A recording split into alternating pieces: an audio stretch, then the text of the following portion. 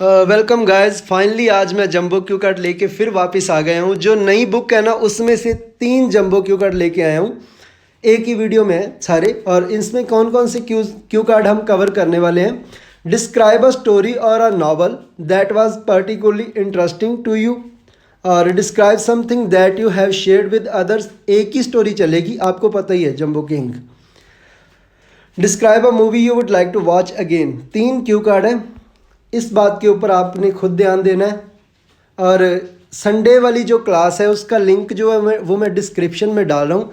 बिल्कुल free of cost class है, उसका कोई चार्जेस नहीं है, आप ज्वाइन कर सकते हो। उसमें स्पीकिंग भी करते हैं और एक मॉड्यूल कोई ना कोई और कर लेते हैं। 2 घंटे की क्लास होती है, शाम को 6 बजे होती है। जब 5 बजे स्टार्ट करते हैं 8 बजे तक होती है, ठीक है। कई बार 6 बजे होती है बट ज़्यादातर 5 बजे होती है। ओके, उसके बाद चलो क्यू कार्ड स्टार्ट करते हैं। ओके, क्यू कार्ड स्टार्ट करने से पहले एक क्वेश्चन पूछ रहा हूँ, विच वन इज़ करेक्ट। ये 2 सेंटेंस लिखे हुए हैं शॉर्ट में। One of my friends, one of my friend. Okay, तो इन दोनों में से कौन सा करेक्ट है वो आपने कमेंट बॉक्स में बताना है। अगर आपको लगता है 1 नंबर करेक्ट है तो 1 लिख के आगे लिख देना करेक्ट। अगर आपको 2 नंबर लगता है तो दो लिख के आपको आगे लिख देना करेक्ट, ठीक है। चलो मैं देखता हूँ आपकी नॉलेज किस लेवल पे है। कोई भी चीटिंग नहीं करेगा। आप जिसका गलत होगा मैं बता दूंगा, ठीक है। चलो क्यू कार्ड स्टार्ट करते हैं।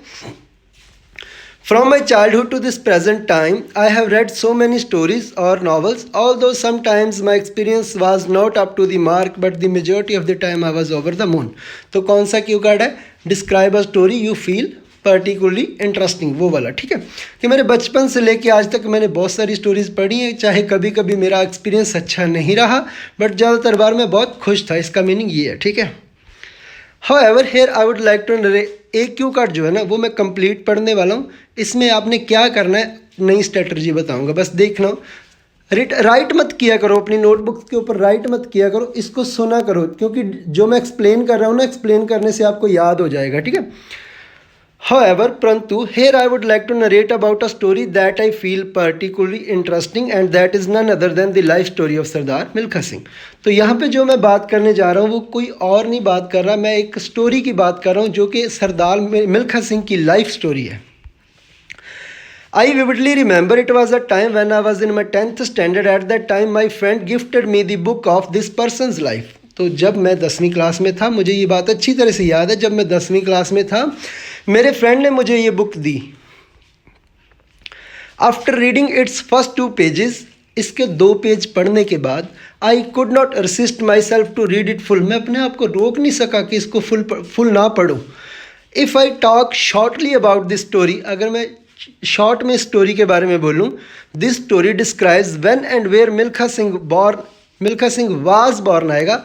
Milkha Singh was born, was लिख लेना, born and rise respectively. Milkha Singh का कहाँ जन्म हुआ और कहाँ वो पला बढ़ा, ठीक है। इवन दो, हालांकि he was born in Pakistan but rise in Canada, हालांकि वो पाकिस्तान में जन्म लिया बट इंडिया, मैं क्या कनाडा बोल गया sorry, but rise in India. Okay, हाँ वो इंडिया में राइज हुआ, सॉरी कनाडा के ड्रीम्स आ रहे हैं। Okay, when he Kemps in his 16, जब वो अपनी 16 साल की उम्र में आया, he had to go to jail due to breaking of laws. ये स्टोरी बोल रही है सारी बात, उसको जेल जाना पड़ा लॉ ब्रेक करने के चक्कर में। After getting bail from jail he was recruited as a soldier in Indian army.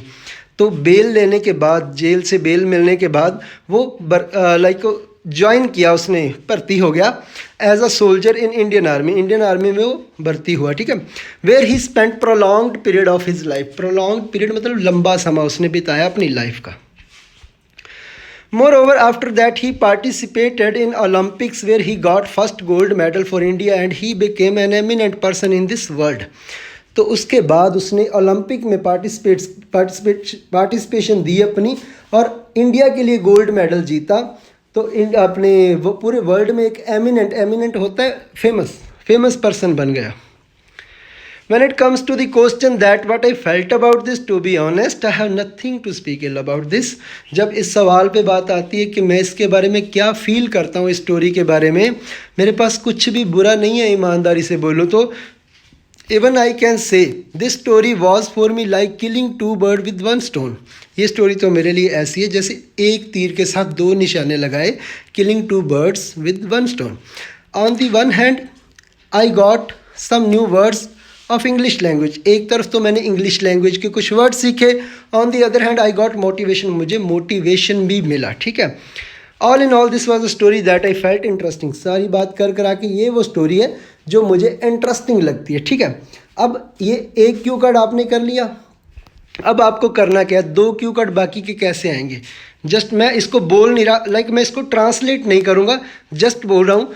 कुछ लिटिल वर्ड्स चेंज किए मैंने, बने बनाए क्यू कार्ड आपको दे रहा हूँ, कुछ लिटिल वर्ड्स चेंज किए, बस इसकी इंग्लिश बोलूँगा मैं, ट्रांसलेट नहीं करूँगा। ठीक है, from my childhood to this present time I have shared so many things with others. तो ये कौन सा क्यू कार्ड आ गया कि मैंने बहुत सारी चीज़ें शेयर की हैं।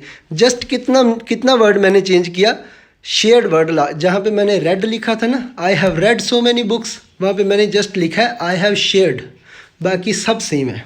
आगे चलो, however here I would like to narrate about a book that I shared and that is none other than a book about the life story of Sardar Milkha Singh. Okay, वही चीज़ है।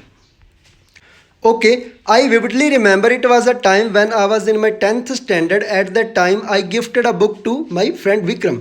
तो मुझे अच्छी तरह से याद है जब मैं 10वीं में फिर ट्रांसलेट करने लगा कि मैंने अपने फ्रेंड को बुक दी, ये वाली, ये शेयर वाली स्टोरी चल रही है अभी। ठीक है, since my friend was suffering from anxiety and depression he needed motivation, I thought this book is spectacular gift for him. क्योंकि मेरा जो फ्रेंड था, मैं कर देता हूँ ट्रांसलेट, नो प्रॉब्लम। क्योंकि मेरा जो फ्रेंड था वो एनजाइटी एंड डिप्रेशन से सफ़र कर रहा था और मुझे लगा कि उसको इस बुक की ज़रूरत है, उसको मोटिवेशन की ज़रूरत है, और मैंने सोचा कि ये बुक उसके लिए बहुत शानदार है। स्पेक्टेकुलर मीनिंग शानदार।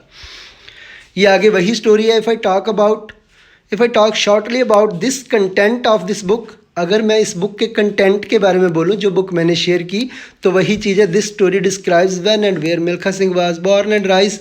यहाँ पे वाज कर लो, लास्ट में भी नहीं लिखा था, was born and raised respectively, even though he was born in Pakistan but raised in India. When he came in his 16, he had to go to jail due to breaking of laws. After getting bail from jail, he was recruited as a soldier in Indian Army, where he spent prolonged period of his life. Okay, ये story वही है, same, just ऊपर हमने heading ही change की, ये भी same part है।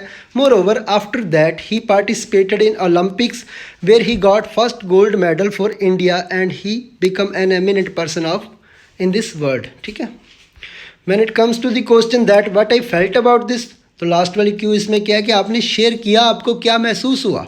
तो हमने बोला to be honest I have nothing to speak ill about this. He thanked me, उसने मेरा थैंक्स किया।